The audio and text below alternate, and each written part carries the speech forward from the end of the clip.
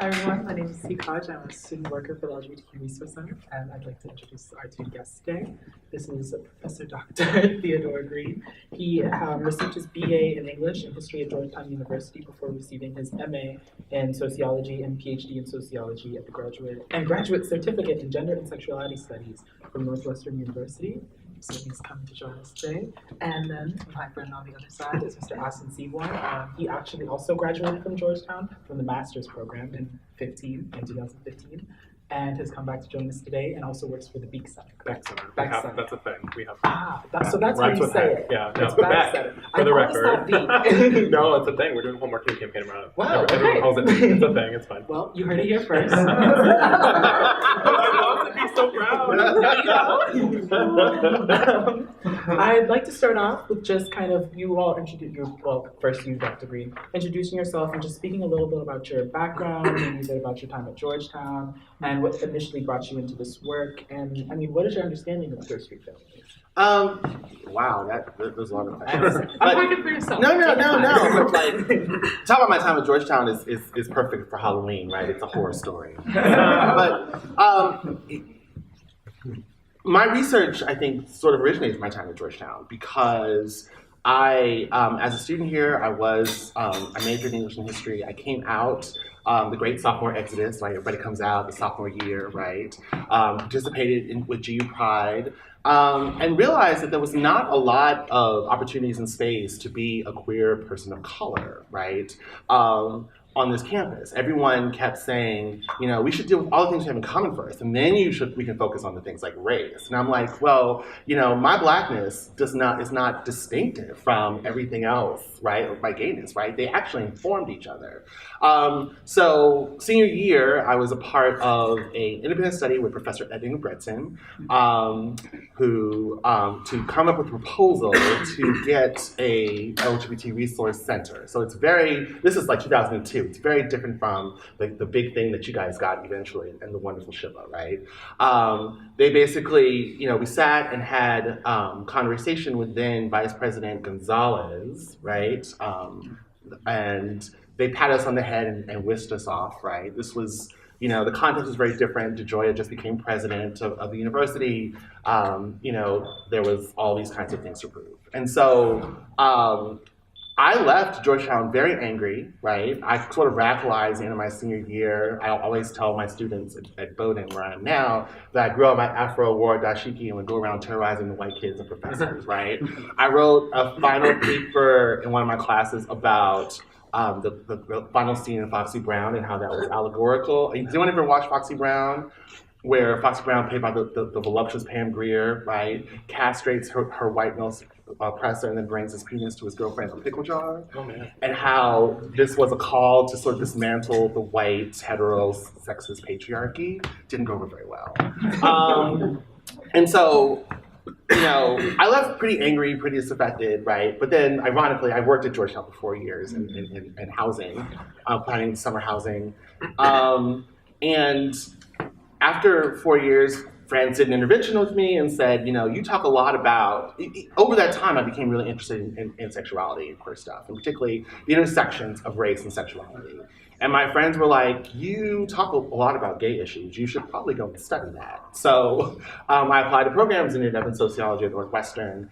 And again, it came, looking at gay neighborhoods and queer spaces, which is what I did, and just fell in my lap. There was a lot of things going on in Shaw. There was a gay bar opening across the street from this historic African American church, and the church leaders and everyone, sort of mobilized their congregations throughout Shaw, right, to try to prevent this bar from opening. And the case was thrown out on the basis of the fact that the people who were fighting against it, the congregants, were no longer residents of Shaw. They lived in Maryland, most of them, and would come down on Sundays, right, to be a part of a neighborhood and community, right, that they grew up in, that they were connected to. And so I thought initially I was going to come here and do, when I was doing my dissertation, thinking about how the gay population has moved from DuPont Circle to Logan Circle to Shaw, and to spend 10 months living in Shaw doing research. And I came back incredibly disappointed. I thought I had nothing, right? A lot of the queer residents interview at the time said, we live here, but our community is not here. Our community is at Beeck Circle, right? This is a Black neighborhood. We're very careful and conscious about the old-time residents and keeping this neighborhood an African-American, historically Black community, right? Then I moved back to Chicago, lived in Boys Town, right, the gay neighborhood, and there was battles going on between local residents, right, most of whom were white, straight and gay, upper middle class, people, and a very strong vocal population of queer youth of color, right? Queer and trans youth of color, coming from the south and west sides of the city to Boys Town, because this was the gay part of the city, right? So they were really excited to participate. There was a LGBT Resource Center, community center that during the day had all these great programs for these young people to come and hang out. And when the bars, when it closed, these kids were too young and too poor to go to the bars. They were not able to integrate themselves in normal institutions. So what did? They stood out on the street corners. They hung out Friday or Saturday night, right? Hanging out. They would get up early in the morning. You would find them on the corners, the trans women putting on their makeup and wigs and using storefront windows to do that, right? They were double dutching in the street. And whenever crime happened, right, automatically these kids were blamed, right? Because you have 20 or 30 Black and Latinx kids hanging out on the street corners at night, right, in a white neighborhood. Boom, right? It's crime. It's criminal, right? It's problematic. And what was amazing was that these kids were like, no. Like, we're queer too. This neighborhood is for everybody, and we have a right to be here, and you have a right to ensure that we are accommodated in this community. And it was like that aha Oprah moment where all of my research sort of came together and think about how then do we preserve gay neighborhoods and gay communities even as we see straight people moving in, them changing residentially. And what I found and what I argue is that many of the people invested in them are not necessarily residents. They're people who come because these are the spaces where they feel a sense of community, a sense of belonging, where they feel comfortable walking up and down the street, holding hands with their partners, where they feel comfortable dressing up and presenting themselves as their true selves. So I developed a framework called Vicarious Citizenship to sort of think about non-residential attachments to neighborhoods of interest. But then, right, there's also this piece about what these young people were doing. And it was so different than simply going to the bars. They were also preserving the gay neighborhoods as well. And so I said, I had to write something about that too, right? Taking the opportunity when I can. And observed, and growing up in South Central Los Angeles, these were things that I did as a kid, right? We did not have the parks weren't safe, we didn't have the community centers. But what we did, we found vacant lots and played baseball, right? Or football, or hopscotch, or what have you, right? That the streets became ways in which we fashioned a playground for ourselves. And in doing so, right, we were able to create safe spaces for us as young people to sort of find our sense of community, find our friends, find our relationships. And I argue in the chapter upon which this whole thing is based and the article that I'm still trying to finish is that queer youth of color also using traditional street corner practices and transporting practices that are indigenous to their local communities into a white space as a way to make themselves a part of the community. And in doing so, are also invested in the neighborhood and community and are helping to keep gay neighborhood spaces where gender and sexuality can be freely explored and affirmed. So I'll stop there. That's a lot, but that is really, what got me to this particular point to think about the role of gay neighborhoods as historically white spaces and male spaces, and what does it mean when people who may not necessarily fit how we imagine a space to be may create spaces of their own. We're going to leave a little bit of that. Yes. We're coming back to this more to say about but that. I do want to give Mr. Seaborn a chance to talk about his background and kind of his entry point into this conversation and your understanding of queer street families after reading this chapter. Well, my background could not be any more different in a really good and educational way. I think, I'll go to the second part of the question really, which was how's reading this chapter informed my understanding of queer street families and gay neighborhoods? It really informed my view of it because I'm from a town of 12,000 people in north central Arkansas. There's like more cows than people. It's super small, super conservative. I'm from a really great family, but I'm in an area in which these types of conversations aren't happening at the level at which they should happen, even at spaces like colleges and universities, where I think you would expect these conversations probably to flourish a little more. For me, growing up, I was the only out person in my high school. I was like 4 hours from the nearest town of size, which was like Tulsa or Memphis. It was me learning what I wanted to be within the gay community, like with myself and the internet and like a wonderful imagination. Like I didn't have places like Boys Town to really go and grow up. And so in reading this, I understood the importance of the role that these types of communities play within communities, but also how much I wish I had had a community like that. Like, yes, I'm middle class and white, and I'm cisgendered, and I'm gay. And so on paper, I'm a lot of the things that have the most privilege right now in these conversations, and it's important to identify that. But in a lot of ways, I think growing up the way that I did and where I did gave me a lot of empathy and passion for learning about this, and then taking it back and communicating it to communities back in the middle of the country where I'm from, that have a lot of good people that need and want to learn about the important types of conversations that these have, but they might just not have the resources and the people there from which to get these experiences. So I think for me, thankfully, my boss was like, you need to go talk to Shiva about the cool work they're doing at the LGBTQ Resource Center. And I went in and she told me about this conversation. And in my own way, I hope to come and just kind of bring a different perspective to a conversation that I think really needs to happen, particularly right now in our country and all the stuff that's happening. Just conversations about community and how we can make community stronger and how we can learn about one another in our own personal struggles in these types of spaces where we feel comfortable and free to have this really important dialogue. So that's my background and my perspective. I came to Georgetown in 2013. I went to undergrad in Springfield, Missouri, very small town. And then I came here to study German and European Studies in the SFS and graduated in 2015. I came back to work after a little stint in the Senate and the White House, came back to work for Solomon Shaw at the Beeck Center.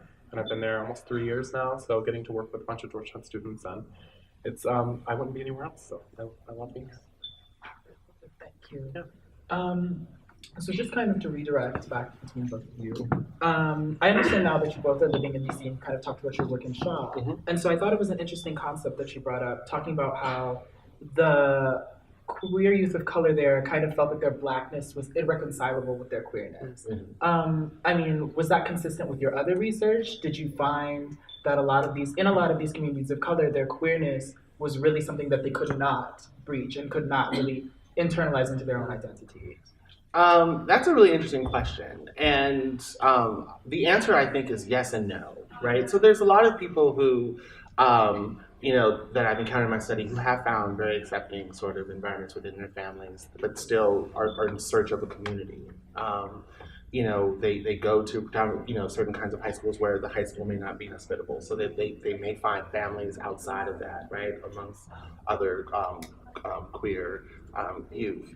And then there's a lot of young people, particularly I think people who are transitioning, right, or thinking about transitioning, who have found very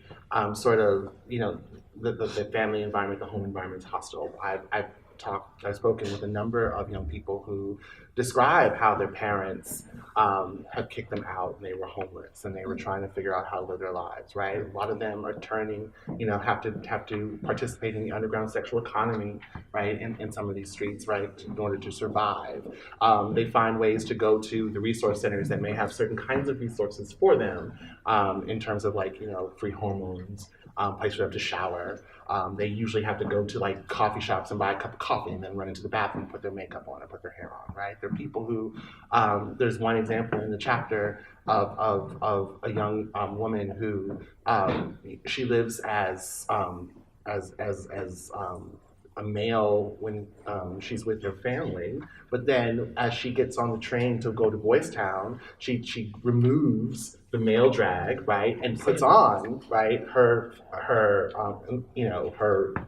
dress or whatever outfit she's going to be rocking, right, and as soon as she gets off the train, she always says, as soon as she gets off the train, she runs into, because she doesn't do her hair on the train, right, she runs into a coffee shop, right, where she puts on, the wig, or she styles her hair how she needs to and puts her makeup on, and then she's ready to roll in the streets.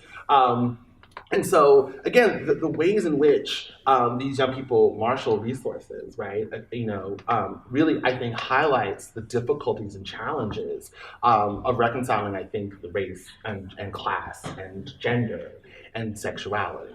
And yes, I would say.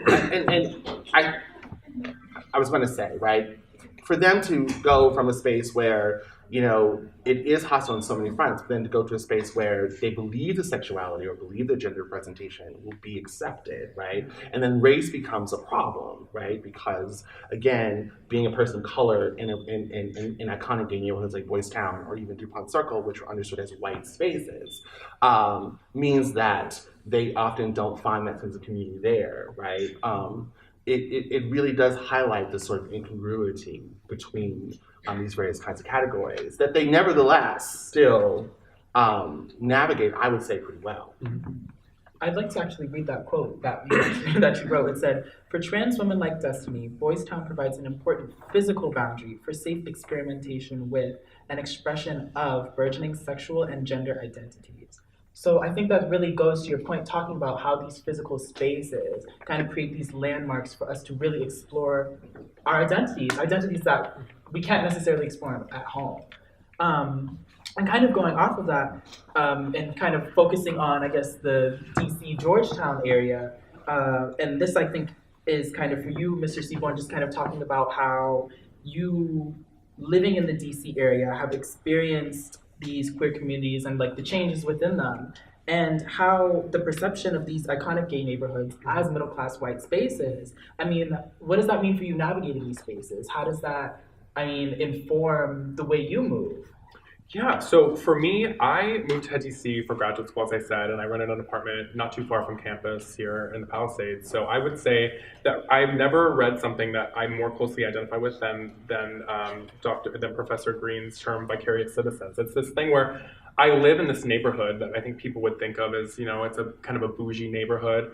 When in reality, I found this apartment was, out of 20, the only one that I could afford, and it's the one that I lived in for practicality's sake. So for me, I did not find my community by where I physically live. I'm downtown. I'm down meeting my friends that are living in other parts of the city. So for me, most of my friends, when they come back to my apartment, are like, "Oh my God, you live in this super like bougie part of town. Like, what are you doing out here?" But for me, like the physical space of where I physically lay my head at night is not what I would say would be the community in DC by which I probably most closely align and spend most of my time. I think that for me, my idea of community changed since I moved to Washington, D.C. I think for me, seeing different communities within D.C. is something that previously, from where I'm from, I had not really experienced before. So to go to different parts of town, in my town of 12,000 people, was to go to like 3 city blocks down the street. There wasn't, it was so homogenous in a way that being in a place for the first time where you can go 5 minutes downtown and be in 2 different worlds, it can feel like at times. So for me, I think experiencing it through that lens, while also looking back at my time growing up, where I experienced firsthand people that were kicked out of their homes for being gay in a very religious, very conservative part of our country.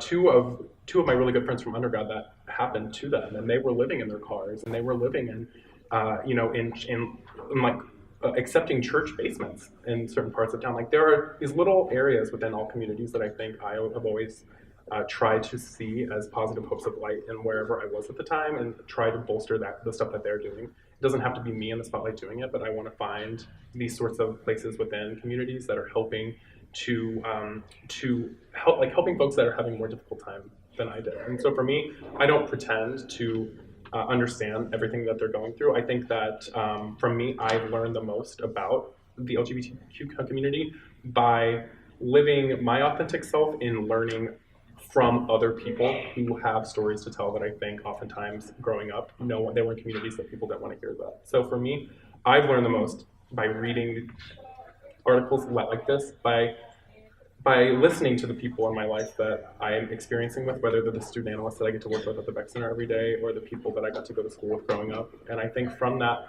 I've learned that in my role, as I've said, like as a cisgender middle class white guy, like how can I be of service to helping further a cause that I might not necessarily need to be in the driver's seat of solving? But I think there are a lot of people out there that want to be part of the solution and part of helping to see what this next generation of community can look like and what it should look like. You talked about kind of, and this question I'm posing to both of you really is that we talk about listening to each other and really finding these spaces for us to come together and hear one another. But when reading the chapter and just kind of thinking about DC in general, a lot of these queer spaces are male-centered and male-focused. Even the name Boys Town is very boy-centric. So I mean, how do we then? I mean, even this panel, we're all men up here talking, or at least male-identified individuals. How do we then kind of take ourselves out of the equation almost and talk about community in a way that is both inclusive but not exclusionary of other voices that are really trying to do this work as well? Well, that's a big question. Yeah, we found the answer to that, right? Right. I mean, it's not looking for the answer, but what do you think? No. But it's a very important question. I think anybody that actually, as a sociologist, anyone who's tried to do work that's intersectional, right, knows how difficult and challenging it can be. It's a beautiful thing for me as an ethnographer, right, to be able to take a step back and to observe what's actually happening. Right, and so what was amazing to me about watching, whether it's queer youth of color in Chicago or queer youth of color in Washington, right? The queer youth that sit that go on street corners in Gallery Place, that sit on the steps of the Portrait Gallery, or the once upon a time queer crew that existed, right? Does anyone know about the Check-Its, right? That they were a queer gang, right, that were very high on the MPD's watch list until they said, no, we've been following what you've been saying about us. We actually are not a gang. We're a family. We're tired of getting our asses whooped, and we are coming to protect ourselves and provide the family, right, that we don't necessarily have. And so I think what is great is and this goes, I think, to one of the broader arguments I think about too, is the role we all play in placemaking, right? That we are all agents in terms of how we make space and place. And whether or not, I think the fact that there's so many people, diverse peoples that find places like Boys Town, or find places like Gallery Place, or find places like DuPont Circle to congregate and meet, I think we have to be more tuned to what they're doing in those spaces, what their presence in those spaces actually mean. How might it be different or similar, right? I mean, Shiv and I were talking about this. You think about all of the, barbecue Becky's and the department store Darlene's that are calling the police, right, about the presence of people of color in these spaces that might be doing different things that are alternative to how one person may understand it. Right. But to them, right, barbecuing in a park is something that Black people do all the time, right? Black people love their food. They love coming together with food. They build community based around food, right? It has a long history, right? That no one seems to want to understand. We have to be cognizant of the fact that as these spaces become more diverse, they attract more diverse bodies, that different people are going to do different things in them. And what does that mean? And how is that producing or contributing to the production of a particular space or a particular site, right?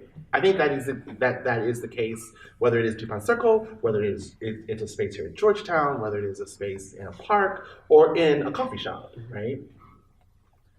Yeah, I mean, I think my view on it is that it took me moving and coming to a place and experiencing it through the eyes of someone that I had met.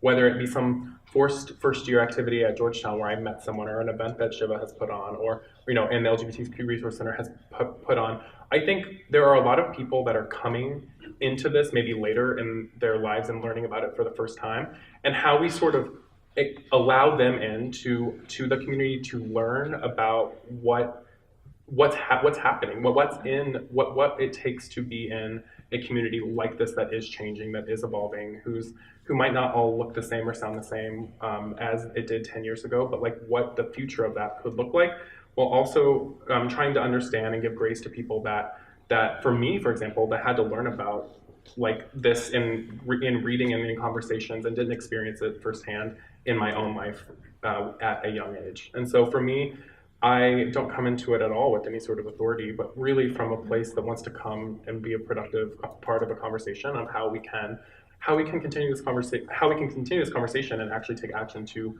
making this community, be it in DC or Boys Town, inclusive of people that want to be there no matter what color you are or what you look like or where you love or where you identify as. I think for me, it's important to acknowledge the important role that these have played in not only the communities but in people's lives, but then also to recognize from my own experiences with folks in other parts of this country that these are sometimes the first times and first experiences that some young people and older people alike have with this community and with really some like self-identifying and self-actualizations of themselves.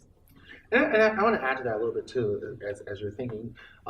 So much of what has grounded queer culture in place has been commercial spaces, right? Whether it is the bars, the clubs. Once upon a time, there were the queer bookstores, right? And the feminist bookstores that would attract queer women populations. And that was a way for them to be very public. And as we see these spaces disappear because of, whether it is, the dawn of the internet or what have you, it's very easy for us to fall into a trap to say that these spaces are not necessary and we don't need them anymore. And that's a huge problem because one of the things I'm consistently finding is that, yes, people do need them. And if they don't, they find different ways to come together and create communities. So now, some of the things that are happening in DC, right, there are queer women pop-ups, right, that are happening throughout the city, right? Particularly among queer women of color who never really had physical place-based spaces for them to congregate and meet, right? So there's all different ways in which, again, this kind of placemaking is happening as we see changes in the urban landscape, as we see the effects of gentrification, as we see, some of the places that may once have anchored our communities, right, beginning to slowly disappear. And we have to be cognizant and aware of those new kinds of formations that are happening. The whole pop-up phenomenon is very interesting to me. I think about this too with the closure of town, right, recently, right? Now is gone the one place where, 18 and over would be able to go if you were queer and wanted to participate in urban life.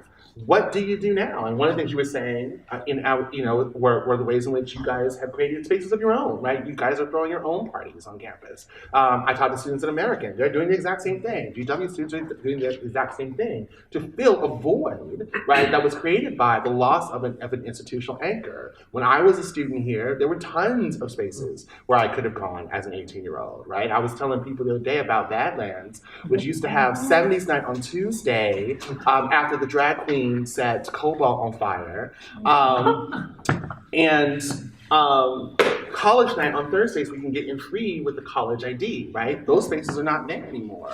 But y'all are real scrappy, right? You are still producing places where you can find each other, where you can build community, where if necessary you can mobilize, right, if you need to. And so, the question becomes, what, in the absence of these other kinds of structures, what places supplant that, right? Whether it is a kickball league, right? Whether it is, you guys have a moment where, at the dance party in Red Square, whether it is you are protesting something, right? Those are all kinds of different alternative placemaking activities that, again, re-emphasize the value of place-based queer community. Just kind of, going back to our previous conversation, like we've had, talking about, I remember telling you about how there's still, even though we come together and we make these spaces, they still are very white dominant. So for queer students of color on campus, it does become difficult to find spaces where, in much the same way as the youth at Boys Town, you are affirmed in both your queer and your identity of color. And how do you think we continue to supplant that and create this community and create these spaces for us all to come together? By doing it. No, I'm serious, right?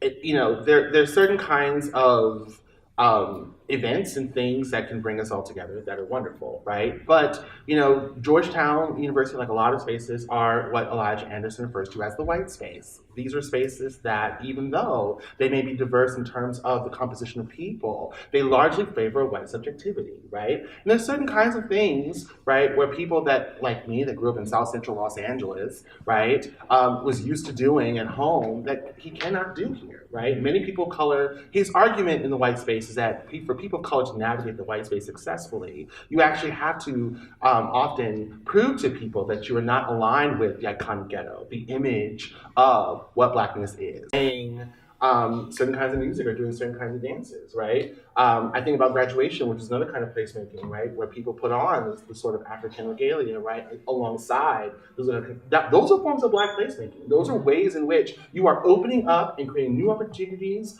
right? To insert yourself in a narrative about the university in this landscape, right? There was 2 people of color that were out when I was a student here, me and Mohsen Siddiqui, right? And we were holding it down. Mohsen, I'm so excited he's coming back in a couple weeks, but Mohsen was a very colorful, Patrick, you can attest to this, very cultural character and a strong presence. And we were the 2 brown people, right, trying to do brown things. Like, he's Pakistani, right, and I am Black as hell, right? Like righteous Blackness. And to try to be that presence was really difficult, but we supported each other. We created what was available, was possible, right, for each other. We read books. He wrote a thesis about the work of Hanif Qureshi, right, and talked about postmodern gay identity formation, right, post-colonial gay identity formation, I should say.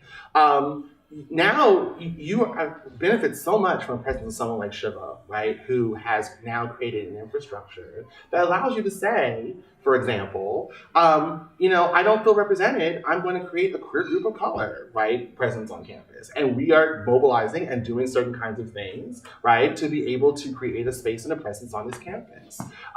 People who are transitioning and are coming out and expressing their transition, even against the climate of Georgetown's rigid Catholicism, right, are creating spaces and opportunities for other people to do that, right? So the only way we can do it is the same way the creative color were doing it. They just went out there and did it. They used the resources they had, right, to be able to say, we belong here. We have a right to be here, right? And no one's going to tell us otherwise.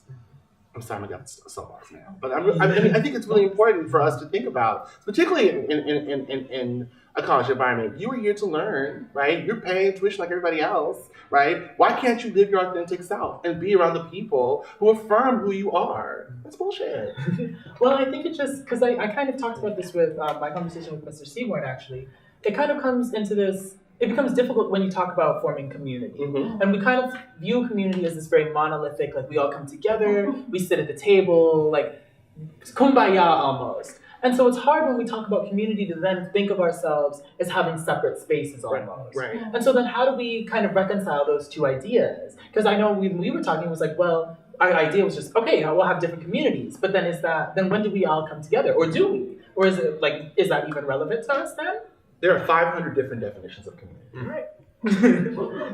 let's start there. Let's start there. When I teach in every class in a Tamil community, right? What is it? I show a diagram of all the different definitions, right? Teeny tiny writing. There are many different ways in which we identify what a community is, and there's many different ways in which we think about how we participate in communities. There's a concept called community of limited liability, which means that we participate in a community as long as it takes care of us and gives us things that we need. And when we feel that community does not provide that, we go away and find other communities that fit those needs. And there's certain times, right, when the broader community probably is necessary for the broader community to come together, and certain kinds of issues where it's necessary for the broader community to come together.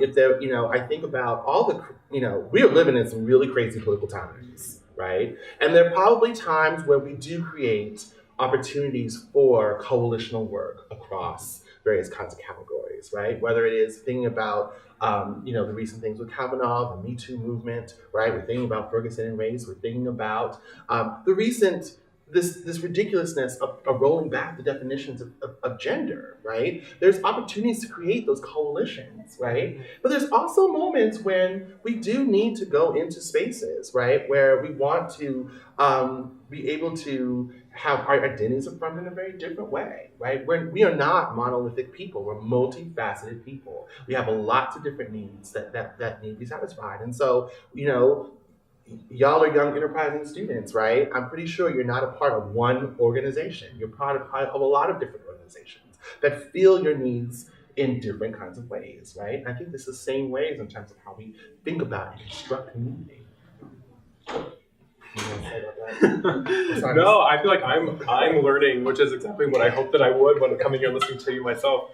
No, I mean, I think, Teak and I's conversation was, when we were chatting before this was, it was really interesting because I feel on the one hand, it's so important right now for me and to recognize that I'm privileged in so many ways, but also that I don't want to be part of a community that great, we got marriage equality passed, now I'm going to pull the ladder up behind me and I can just go to Sweet Screen and Soul Cycle and forget about the problems that are facing so many real problems that people are still facing. It's not enough to get what you think you need and then to forget about everyone else in the community, because I think that happens all too easily if we don't have conversations like this, and if people who might not want to hear or might feel like they're in a minority within a conversation like this, if they don't listen and actually hear what somebody else has to say when it comes to communities of which they might not have traditionally thought that they were a part of, I think that you stop advancing, you stop learning. I stopped questioning what community could be. I think that in reading this and in just having a conversation with Teak, whom I've never met, for me to learn an experience of a sophomore at Georgetown, I was never under 21 in Washington D.C. I mean, to learn about the opportunities and the experience of someone like that, for me was very educational, because it is completely different than the upbringing that I had and in my college experience. So I think that's what this month has been in the programming, as well as trying to come here as a guest of this, as well as trying to provide another perspective to the conversation. I'll give you a quick example. Okay, one of the things I love about being a scholar of sexualities, right, is the fact that these definitions change, right? These are fluid, evolving concepts. I taught my first sociology sexuality class at Bowdoin, and a student came up to me and said, right, I'm a student living with cerebral palsy. Is there any literature out there on the intersections between sexuality and disability? Well, Professor Greene didn't know. Professor Greene was like, but you're a student in this class. So Professor Greene's going to find out, right? And I found every bit that was available, right, in terms of sexuality and disability. Found out that the literature was terrible in terms of how they're conceptualizing these concepts, right? And so I went to them and I presented them with all the material, and they were like, this is insufficient. I want to write an honors thesis about this, right? And so then we began a journey for over the course of the next 3 years, where she wrote a beautiful thesis that thinks about how various kinds of queer subjects sort of negotiated different kinds of disability and disabilities, living with disabilities. And in doing so, right, also reconceptualize what the notions of disabilities is as a social construct versus the notions of impairment versus thinking about these different kinds of intersections. And as a result of that, you're damn sure that every time I teach that class now, there is a section about the intersection between sexuality, disabilities, and impairment, right? As more of my students are coming out, transitioning, right, we're talking about trans masculinities in my masculinities class. We're talking about sexual habitus and how, as people transition, right, the kinds of cultural norms they take in terms of their sexual selves begin to evolve and change as well, and what that means in terms of how they navigate, right, various kinds of sexualized spaces. So again, those are things that I would not be aware of if people were not coming in saying, right, I'm occupying this particular space. They're participating in this kind of placemaking. They're demanding, right, in a certain way, to be a part of this community, right? And a part of a community, hopefully, that will embrace and accept them. And sometimes it's hard. It is really hard, right? It's really hard work. And I know that we're sick and tired of always having to be that one person, right, waving that flag. But there are people that will listen. There are people that can be allies, that can be able to do that kind of work for you, right? And so that's what I hope that my articles and the work that I'm trying to do to illuminate these experiences in a positive way, to identify this creative force, right, is hopefully being able to do to make people recognize, right, not only in terms of these creators of color, but then all people of color that are navigating white spaces now in urban landscapes that are now gentrifying and displacing them, right? We'd like to now open it up to if you have any questions or I'm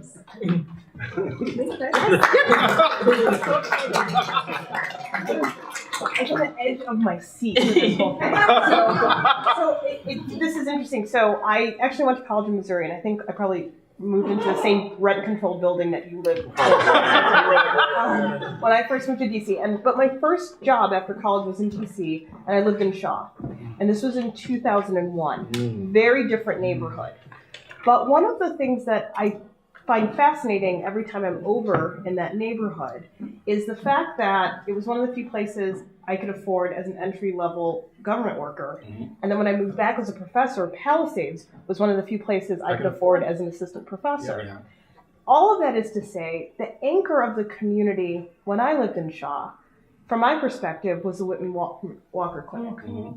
And the fact that that was one of the few places where the not-so-wealthy people like myself, the gay gentrifiers who had money, the people in the community where we could all see each other because we were all working on HIV/AIDS stuff. Right. Now when I go to that neighborhood, Whitman Walker is a very different kind of thing. We used to call on the phone. We weren't allowed to say we were with Whitman Walker because there was so much stigma. So, and I'm also from Chicago, and thinking about Boys Town when I was a kid, it's a very different Boys Town. So all of this is to say, what are the ways that you think our perceptions of the HIV/AIDS crisis also has shifted how these neighborhoods function as convergence points? Oh, that's an amazing question. I think the ways in which we think about it has definitely shifted and changed. Well, the HIV crisis completely changed how gay neighborhoods operated first and foremost, right?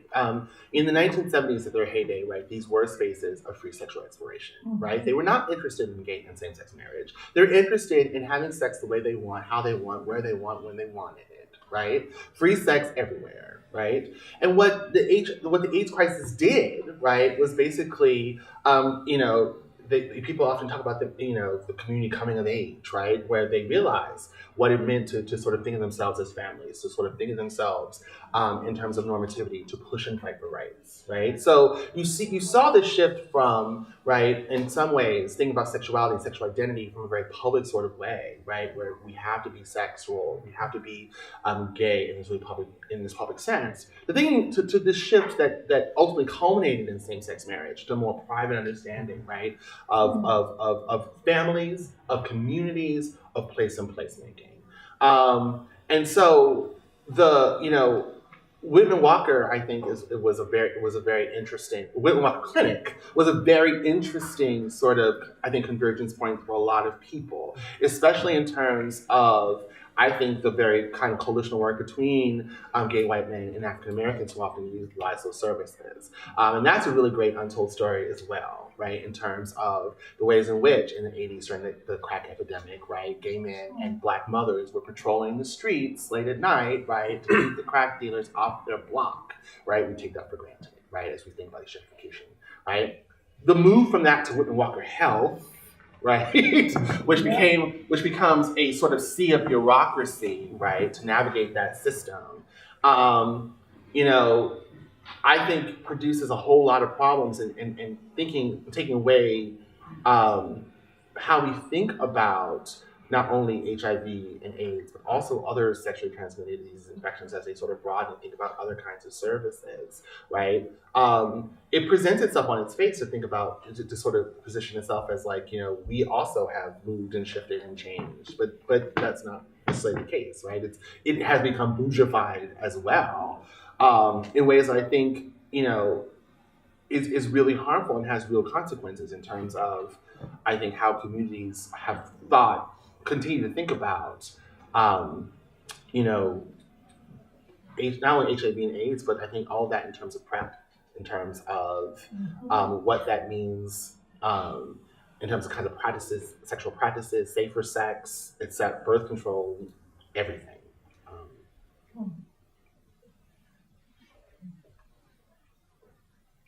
That needs a book.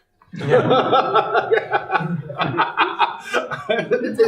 will make a plug for, that old book of Simon Delaney, Times Square Bridge, Yes. where he talks about New York and the 70s and the very complicated men's culture, which I found fascinating to read because I had no clue about it. You kind of touched on this earlier as you were talking about community. How do you think, when you said you were thinking about community and how I think about gay community, I think of gay bars, gay clubs. As coming out becomes more acceptable and as people come out earlier in life and at earlier ages, how do you think as a community we can make space for them in places that don't have to be super sexual, that don't have to be with alcohol, with drugs, with all of that? How can we facilitate their growth and the youth, gay youth's growth into the community without making them grow up too quickly? That's a really interesting question too.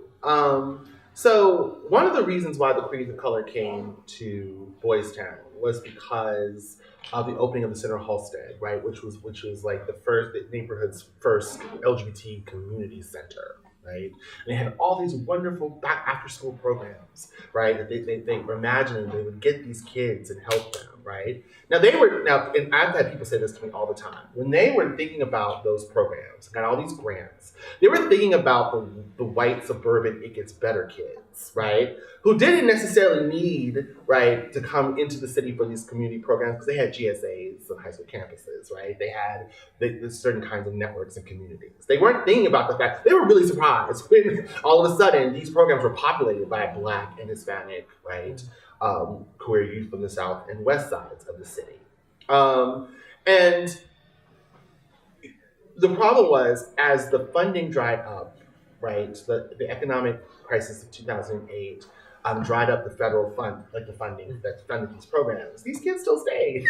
And so part of the problem was often sort of creating certain kinds of programs is the fact that people don't necessarily have a need for them or to use them, right? I think it's important to figure out what the young people would actually want, right? I could say, it would be great to be able to have a cafe on 17th Street that would only bring in kids from high school, right? And that'd be all sorts of wonderful high school programs and things like that they can do and activities that would be available for them. Maybe a little queer dance party on Saturday nights so they can sort of meet other people, right? But how successful would that be if nobody came? If that's not what you needed. So I think the first step is actually trying to figure out what it is they want, what kinds of needs do they have, which we are very, I will say this, very ill-equipped at this particular moment in time to be able to address. Some of those things are really super basic, right? And I'll say this too, people are very reticent to deal with youth because, right, of all the legal things that are attached with that, right? It is very hard. Even when I did this work, I only were able to interview people of the age of 18, right? Because in order to get people underage, I would have to get their parents' permission. And what if they were not out? What if they were like Destiny, right? Her mother does not know, right, that she's living a different life in Boys Town. And so, there's a whole lot of issues that I think we're just not, that hasn't come to the forefront, and we won't be able to really begin to address until they actually do. And the question of how to do that, I think, is the big challenge, is the big question. I feel bad because that doesn't really answer your question. But I think, it makes it clear then why it is that when young people do create these spaces, they become so powerful, right? Because it actually does emphasize and highlight a need, right? That then can be brought to the forefront, can be addressed, can be negotiated, right? The funny thing about queer youth in Chicago is the fact that, there was a town hall meeting where these kids had a press conference. This was marvelous. Where they basically said, we know the reason why you don't want us here, right? And it's not because we're young, right? It's not because we're queer, right? You know, they whispered and yelled loud the racism, right? Which put these liberal-minded, right, Boys Town residents in a really awkward position, right? Because they can't say, oh, no, right? It's not because you're Black and Latinx, right? It's because crime is a real problem, right? And these kids are not letting them have it, right? They kept like hammering that point in, right? And despite that fact, there's still no resolution. Those kids still hang on the street corners. Businesses may put up a no loitering sign. They just move across the street, right? So even when people are raising their voice to be heard, right? Sometimes people are still not listening, right? Yeah. So as like queer students at Georgetown, I think it's really easy for us to isolate ourselves, kind of on this like bubble. And I think a lot of people have pretty, thriving social lives without ever leaving campus, basically. So how do you suggest that like we can help queer communities in greater DC, or at least like provide more support and things like that, and use our voices through research or just like power of like frequenting businesses that, or how do you think that like as Georgetown can make more of an impact far beyond just this like very insular thing? There are a couple of really great organizations here, right, that you could definitely look into and be a part of, right? There's a lot of interesting there was a lot of interesting programming work being done with the DC Center that focuses around youth, right, and things and issues related to youth. I think the young people, it's so great. There's so many colleges here, right, where you have people that are energized that can be a really great voice, right, to sort of go out in the streets and do some really great work in terms of the kinds of issues that impact your community. There's organizations like Smile, right, that deal with queer youth. There is Youth Pride organization, right, that runs Youth Pride. Has anyone ever gone to the Youth Pride Festival? Right? It's in DuPont Circle, right? All the other local schools have a table, right, for young people that might be interested in going to colleges. Look at their queer organization. I always look for the Georgetown table. I always fear that there may be some, maybe you didn't know, maybe whatever, right? It's a wonderful day for these young kids. It's 18 to 24, right? They're walking around the resource tables. There's music, there's performances, and these kids are getting to know each other. It's the most beautiful thing. And because it's right in the traffic circle, they're intermingling with people passing through, right? So, they play chess with the homeless men, right? That are playing chess along, at the tables. There's someone sitting by themselves. They'll be like, hey, like, how's it going, right? It's a wonderful space. And then they have like a queer prom in the evenings, right? There is Casa Ruby, right? There are a lot of different organizations here that do wonderful work. That would require, you to step a little bit outside of 37th and O, right, to be able to do. And they'd be more than happy to have really young, enterprising, great people to volunteer and participate. I don't know if there's any sort of opportunities to do. I know at Bowdoin, students who do volunteer, who do internships, unpaid internships with LGBT organizations, can apply for summer funding, right, to do that kind of thing. I don't know if Georgetown has anything like that, but but it allows them, it opens up opportunities for them to work with a lot of really great organizations and to be to be knowledgeable about those issues. They can bring back to their campuses, right, and continue to open up these kinds of spaces and opportunities for them. So yeah, there's lots of really great things, right? And I, Shiva, right, is a wonderful resource, I think, for a lot of So us. I will make a plug for the Summer Fellows program that we do with Georgetown Scholarship Program, where we do have 2 Summer Fellows who can do unpaid internships around gender and sexuality issues. So if any of you are here interested, apply, right? So we do support 2 that are for unpaid, but we provide housing and we provide stipend. And I think the interesting thing, I think goes back to your question. Sometimes we don't know what to ask, right? To be able to make opportunities for ourselves and to create communities, right? So if a young person, that sits on this computer and that's all, he or she or they may have, right? They may not know that there may be opportunities to find community out in the world beyond their particular kinds of space. And so, one of the solutions I think we should think about is to be more inquisitive and to be more vocal and to actually be able to say, where are the spaces for me? Where, I identify these ways or, these are kinds of things that I need, where are they? How can we get them? Is it possible to get them, right? Is it possible to be in conversation with people that are like me, that may also be having these kinds of struggles, these kinds of challenges, that may be angry, right? I was always angry when I was here at Georgetown, always angry about something that would push me to want to affect change, right? And so the other thing I would say, right, is, I always say, I was making t-shirts at Bowdoin to people saying hashtag get yours. I think I would do a Georgetown version as well. Hashtag get yours, right? If you feel there's something you need, right, I'm sure there's lots of open ears that would be open to hear, right, where these myopia or chasm, are, right, to be able to sort of help push for the kinds of changes you would want to see here.